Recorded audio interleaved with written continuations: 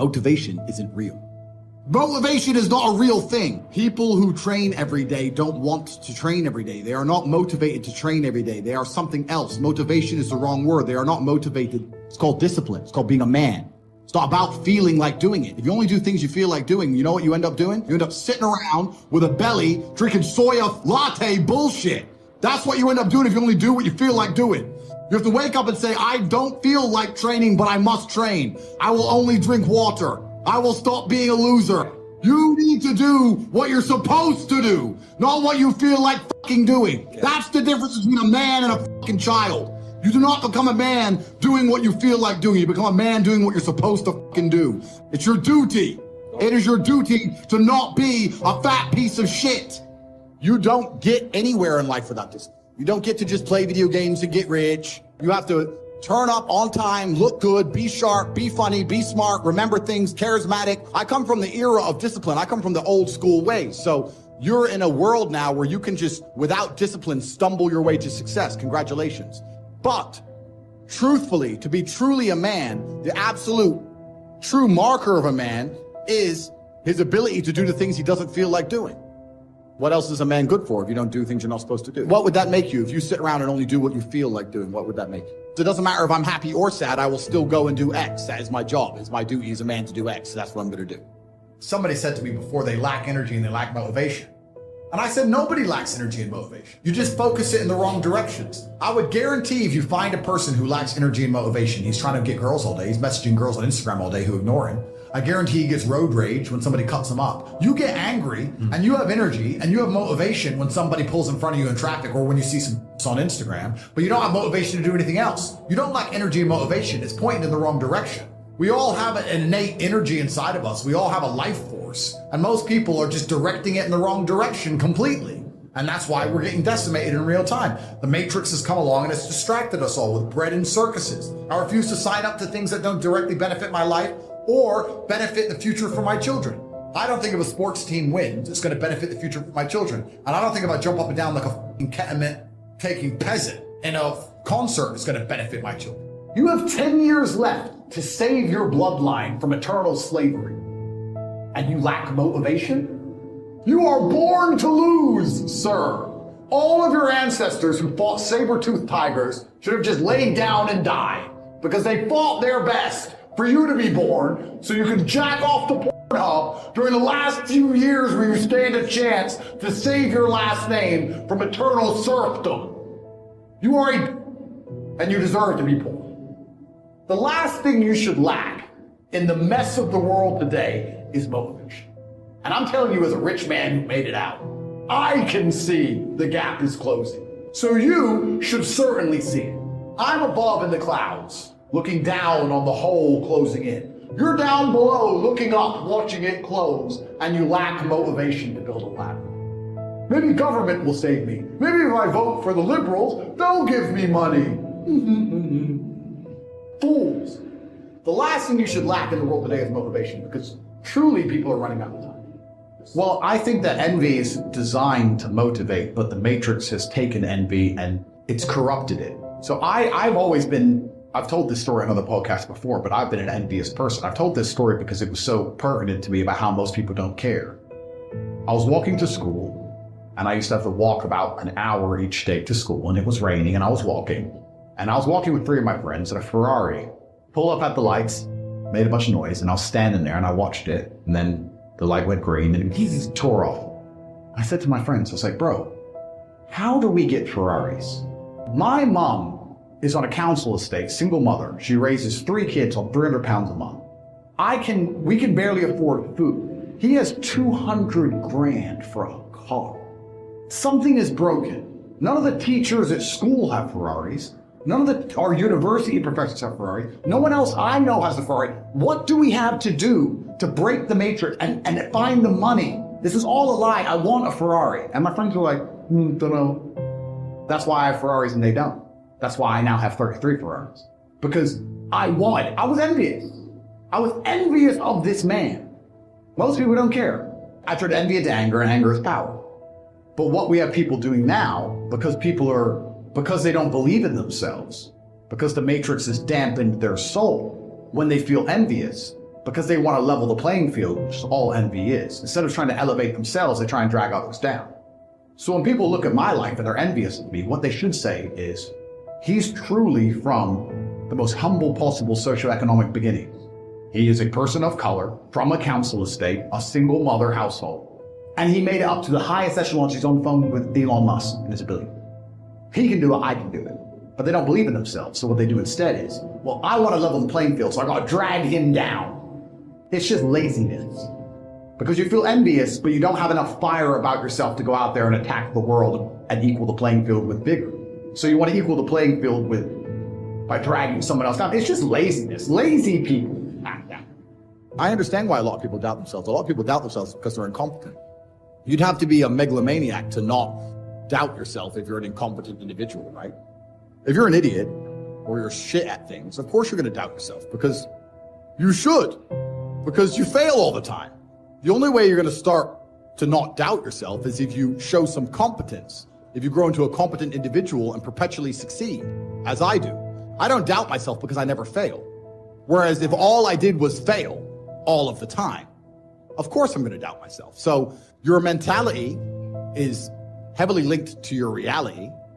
And the fact that most people have such weak mindsets comes from the fact that they have a weak life, a weak body, a weak social circle, a weak network, a weak bank account, a weak relationship, and then their mind is weak. Well, of course, if you were strong, if your woman would never leave you no matter what because she idolizes you, then your mentality would be strong. Your mind would be strong by extension.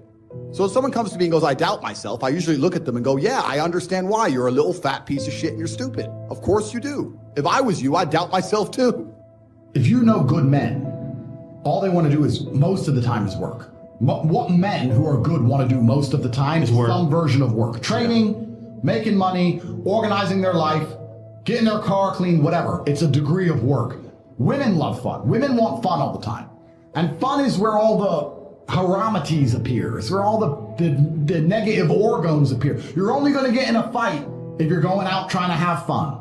Drugs and rape charges and physical violence and assassination, there's always linked to fun. Yeah. If you want fun, you're dragging all this shit into your life. Wasting money. You can avoid a lot of bad things. Someone goes, you want to go out? I'm like, no, I'm going to sit here on my computer. I'm boring, but I guess it generates millions and millions and millions and millions of dollars.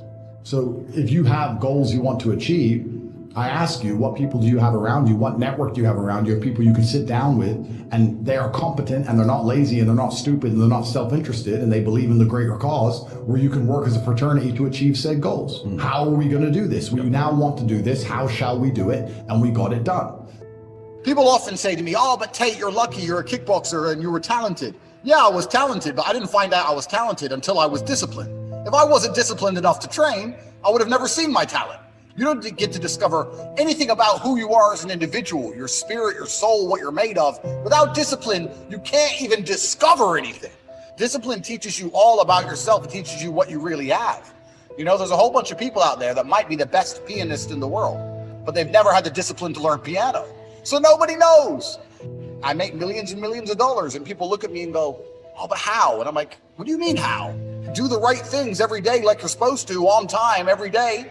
And life usually comes together. I really believe that. It's all about self-control and self-discipline and making sure that you are the center of your own universe. And a lot of people agree with this and a lot of people say this, but it's very rare to meet someone who's serious about it. If you're truly serious about brute willpower, you could achieve anything. And the reason nobody has discipline anymore is because it's not taught. And we also live in a world where everything and everybody is vying for our attention. There's ads everywhere. YouTube happens quickly. Kids are being raised with iPads. Like when I was a kid or you were a kid, we had a coloring book. How do you think you're going to keep his attention as he grows old? He's been entertained by some of the best software developers in the world permanently. So your attention's very, very difficult. And that's what discipline is, really. It's the ability to stay focused on one thing for a long period of time.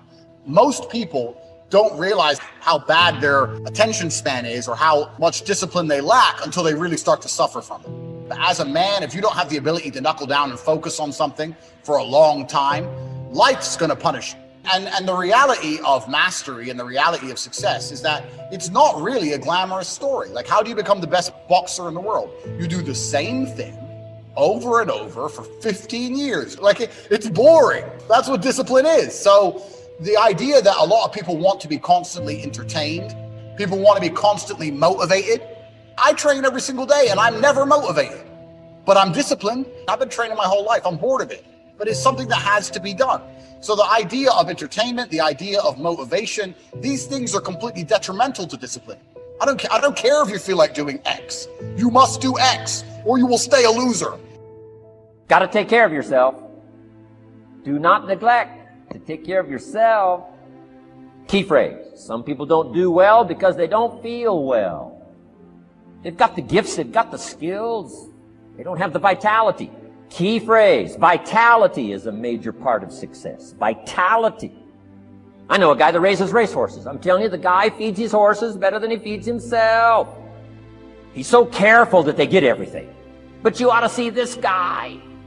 10 steps up a flight of stairs, and I mean, he's all out of breath. Some people feed their dogs better than they feed their kids. Now, there's all kinds of parts to physical. Here's one. Appearance.